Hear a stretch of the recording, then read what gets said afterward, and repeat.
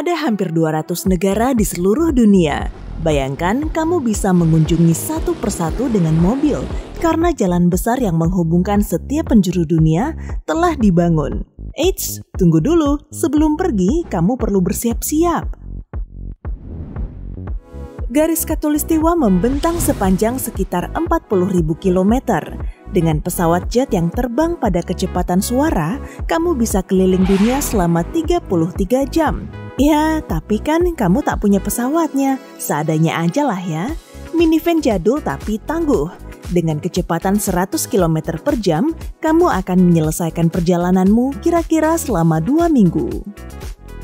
Itu belum termasuk berhenti untuk tidur, makan, menikmati pemandangan, terjebak macet, dan oh iya, satu lagi, jalan yang kamu lalui tentu tak akan lurus terus. Karena cuma satu jalan, konturnya akan berkelok, bahkan kadang berputar. Di peta dunia, bentuknya terlihat kacau balau. Jadi, sebaiknya lem biru saja minivanmu itu, lalu beli rumah trailer lengkap dengan fasilitasnya. Kamu juga perlu mengisi bahan bakar yang banyak. Mobil bensin dilarang beroperasi di jalanan lintas negara, cuma mobil listrik yang dibolehkan. Jadi, siap-siap isi daya lalu bayar. Siap kan? Oke, kencangkan sabuk pengamannya, let's go! Awalnya, kamu perlu pergi ke kota terdekat yang ada di sepanjang jalan lintas negara. Di hadapanmu terlihat jalan raya dengan ratusan lajur, banyak mobil berlalu lalang, dan pengendaranya mengibarkan bendera negaranya.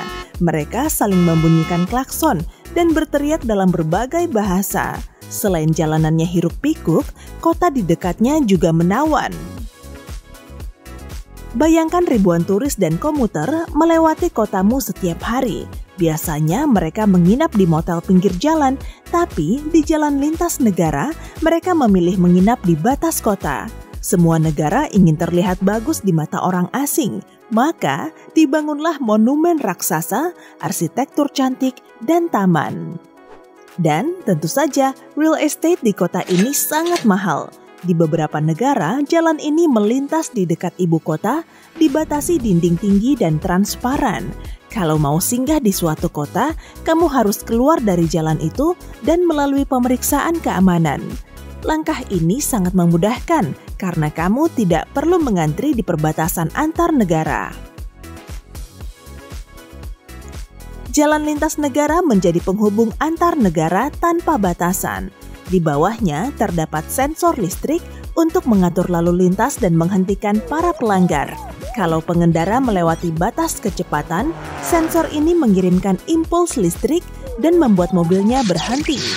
Karena semuanya berupa mobil listrik, stasiun pengisian daya juga berjejer di pinggir jalan.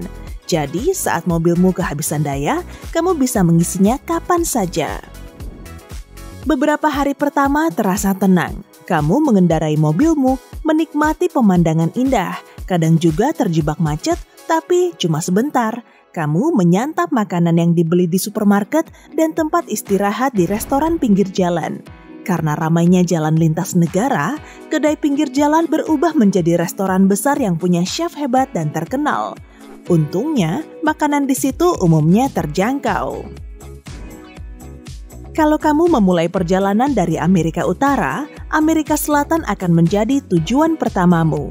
Kamu melewati kota-kota indah, mengenal budaya dari berbagai negara, dan menantikan saat-saat terpenting dalam perjalananmu. Beralih ke benua lain, tentunya harus menyeberangi samudra.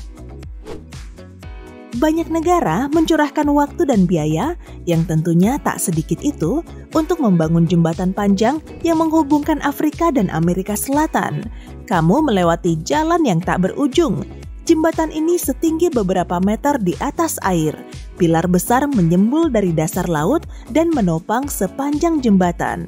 Lautan menyatu dengan langit di cakrawala dan kamu serasa terbang di angkasa. Kerennya lagi, di samping jembatan tidak dipasang dinding transparan yang menghalangi pandanganmu.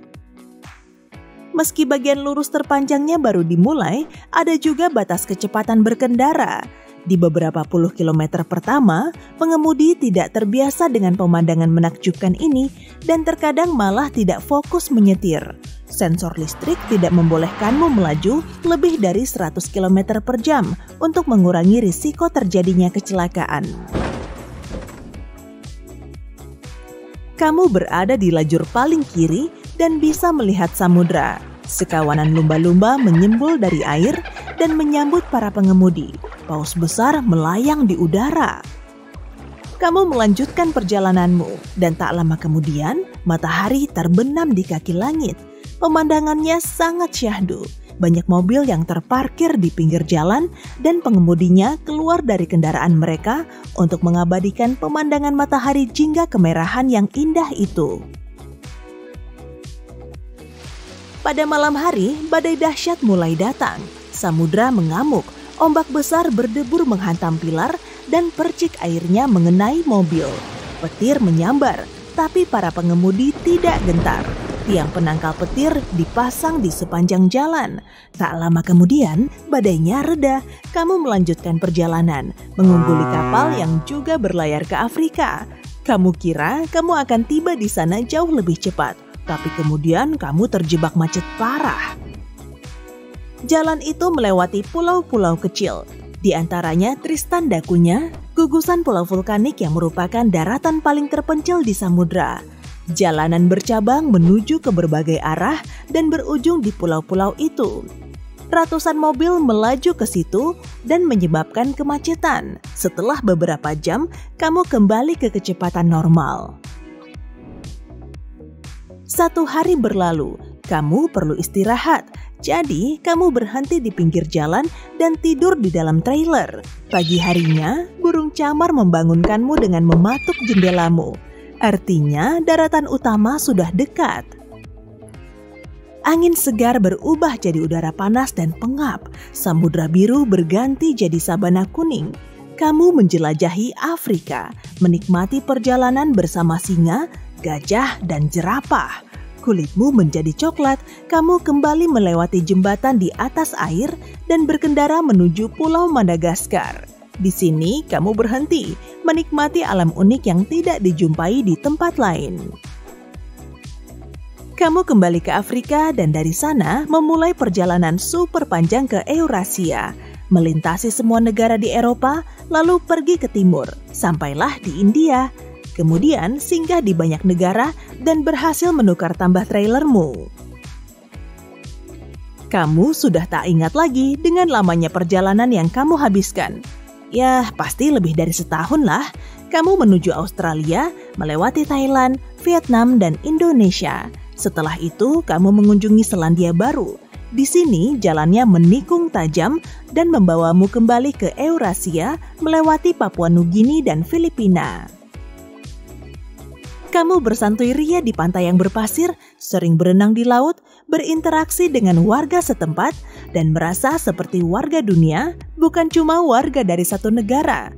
Tetapi, tetap saja kamu ingin berganti pemandangan dan jalan itu bisa menunjukkanmu. Kamu berjalan ke utara, menyusuri bagian timur benua, dan sampailah di tujuan berikutnya. Di sini jalannya berkelok, menembus padang es dan hutan yang diselimuti salju. Setiap hari salju tebal menutupi jalan. Salju di lapisan bawah memang bisa hilang sih, dan untungnya di bawah jalan dipasang penghangat. Jadi, kamu berkendara di atas aspal basah. Karena udaranya sangat dingin, para pengendara jarang berhenti di sini. Singkat cerita, kamu sampai di Laut Chukchi. Kamu tiba di jembatan lagi, lalu menyusuri air selama beberapa jam. Di hadapanmu terlihat pesisir Alaska. Kamu mengiranya akan segera tiba di Amerika Utara, tapi jalannya malah berputar melewati Greenland. Kamu sampai di tempat yang paling menakjubkan dalam perjalananmu, lalu kamu melewati lembah gunung es. Sebagian lembahnya sangat luas, hingga jalan yang kamu lalui bisa menembusnya. Nyalimu agak ciut saat kamu memasuki terowongan es. Setelah berhasil keluar, kamu kembali melewati jembatan panjang di atas air.